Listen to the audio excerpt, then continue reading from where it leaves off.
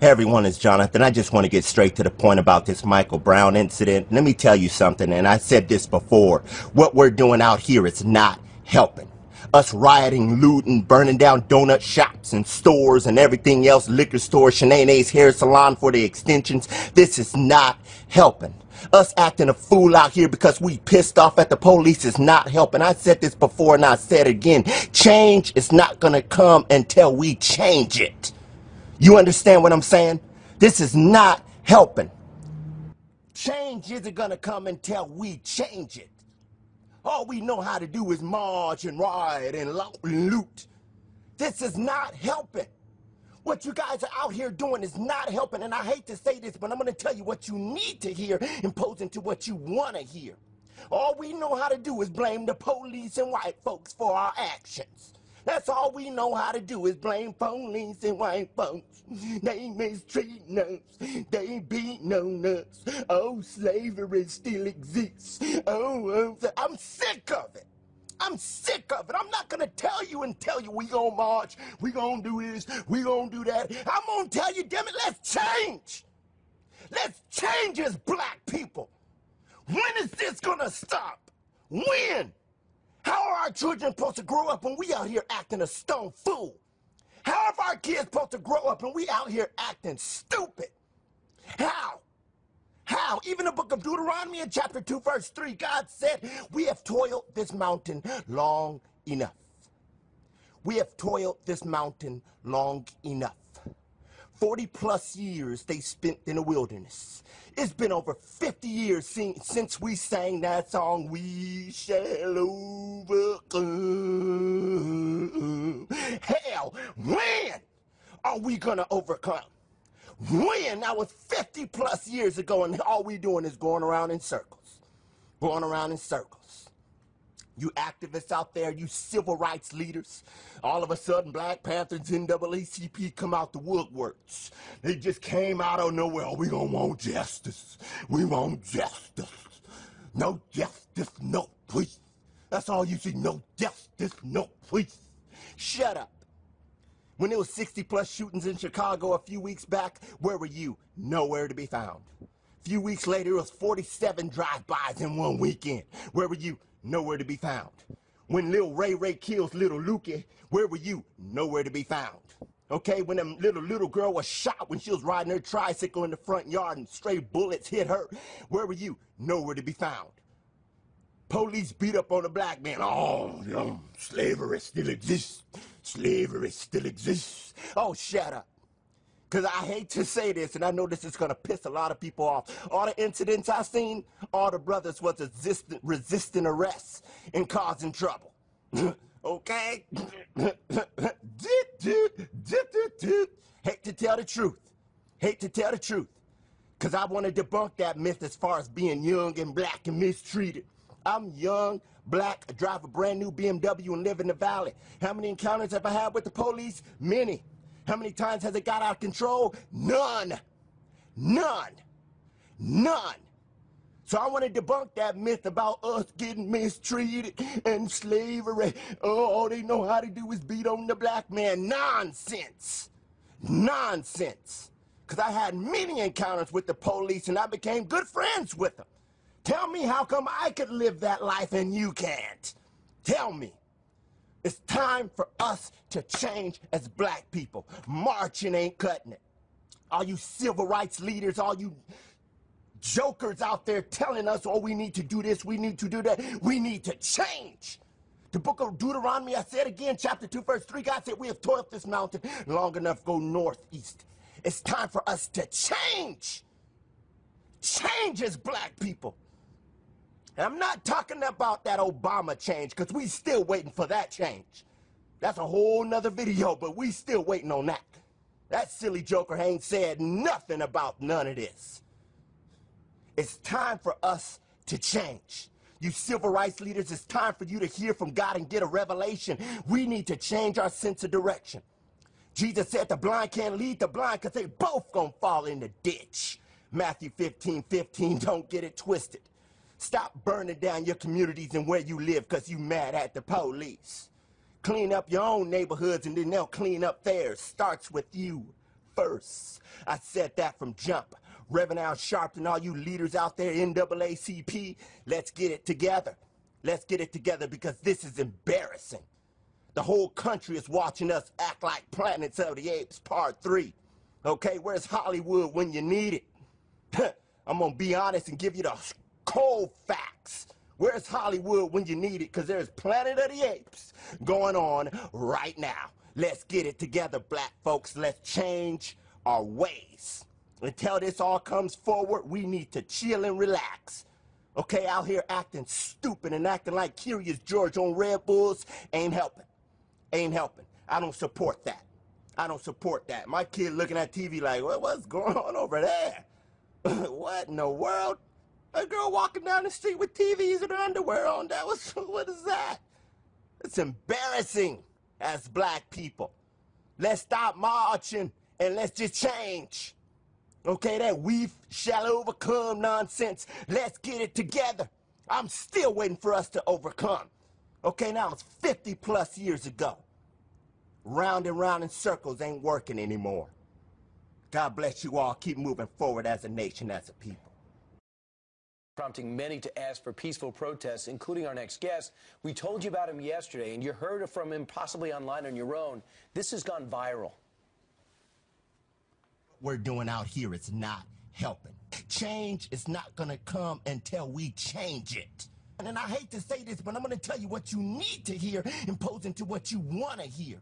All we know how to do is blame the police and white folks for our actions. All we know how to do is march and riot and loot. I'm sick of it. I'm sick of it. I'm not going to tell you we going to march, we going to do this, we going to do that. I'm going to tell you, damn it, let's change. Joining us now is that very man, Minister Johnathan Gentry. Johnathan, thanks for being with us. That is a 6 minutes packed with passion. Why did you want everyone to hear what you had to say? It's a continual cycle. Thank you for having me. It's just a constant cycle. It's like we're just going around in circles year after year, decade after decade. Excuses, excuses, excuses is all we bring. Time and time again. It's just enough. Let's take responsibility for what we're doing out here.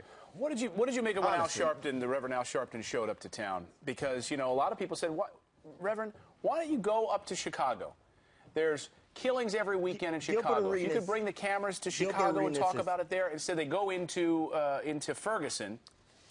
What was your response to him showing up?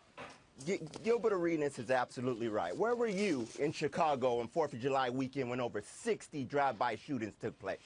Where were you a couple weeks later when 47 shootings took place in Chicago? Where were you when that woman in Oakland lost both of her children 3 weeks apart? Where were you? You only come around when something happens with the police or Caucasians. You're not there for the black community, so you need to stop fronting NAACP as well. I want to call them out as well. They're good for nothing. All they do is perpetuate hate.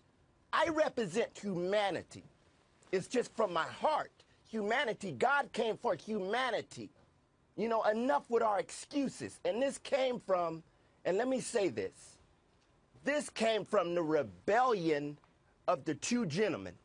Unfortunately, he lost his life. Understand, let's subtract race and police from the equation. If you two brothers would have just moved to the sidewalk like the officer said, we would not be here. If you would have just moved to the sidewalk and obeyed, we would not be here. 1 Samuel 15:23, rebellion is as the sin of witchcraft. This went from stage 1, stage 2, stage 3. Here we are, stage 5, total chaos. Johnathan, you say that you have been pulled over a number of times in your car by an officer, and you say the way you handle it is how people should handle it. I listened to your entire rant. What's the difference here? You said we actually need to change. What if someone believes that they are being pulled over because of their race? How are they to handle that? I've been pulled over. That's why I mentioned that. I've been pulled over many times. Many times. I have a brand new vehicle. I live in a valley. It's all customized. I've been pulled over. I know how to act when I'm pulled over. That's our problem. You picking on me because I'm black. What you doing that for? It just escalates. Humble yourself. The Bible says in Proverbs 15, verse 1, soft answer turns away wrath. Swallow your arrogance. Whatever that they got to do, whatever they put you over for, if you didn't do nothing, what's the problem? Well, that's our problem today. We're just so uptight about everything. It's sickening. Right. Now, Johnathan, I can tell you're fed up. What kind of reaction have you gotten? I know you're getting a lot of views. What kind of feedback?